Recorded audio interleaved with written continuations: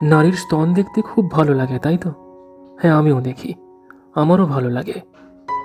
আমাদের পশ্চিমবঙ্গের একটা সুন্দর জেলা পুরুলিয়া। কয়েকদিন আগে একটা কাজের জন্য ওখানে গিয়েছিলাম। দুদিনের কাজ ছিল, কিন্তু সহকর্মীদের সহযোগিতায় তা একদিনই সম্পূর্ণ হয়ে যায়। তাই ভাবলাম আর একটা দিন এখানে কাটিয়েই যাই। দুপুরের খাওয়া দাওয়াটা সেরে তারপর একা একাই বেরিয়ে পড়লাম।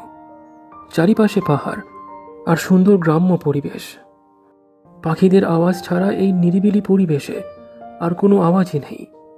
যারা শহরে থাকে না, তারা এক মুহূর্তেই এই সুন্দর নিরিবিলি পরিবেশের প্রেমে পড়তে বাধ্য।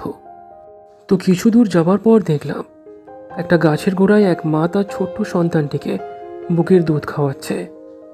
দেখে মনে হলো সাঁওতাল সম্প্রদায়ের কোনো মহিলা। আর একটু কাছে গিয়ে দেখলাম যে বাচ্চাটি মায়ের দুধ মুখে নিয়েও কাঁদছে। এদিকে মাও যে বাচ্চার মাথায় হাত বোলাতে বোলাতেও কাঁদছে। তখন বুঝলাম মা যে অভুক্ত। মায়ের স্তনে দুধ নেই, শুধু চোখের জলটাই গড়িয়ে বাচ্চার মুখে এক ফোঁটা এক ফোঁটা করে পড়ছে। আর সেই ছোট্ট বাচ্চাটি ভাবছে হয়তো দুধের স্বাদ নোনতা। কি অদ্ভুত, তাই না? পেটে খাবার না থাকলে শরীরের সমস্ত অংশই শুকিয়ে যায়। শরীরের সব থেকে সুন্দর অংশটাও শুকিয়ে যায়, অথচ দেখো, চোখের জল শোকায় না।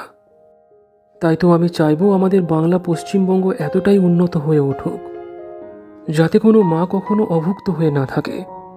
প্রতিটা মায়ের স্তনে যেন দুধ থাকে, আর প্রতিটা বাচ্চাই বুঝুক যে মায়ের দুধ নোনতা নয়, অমৃত।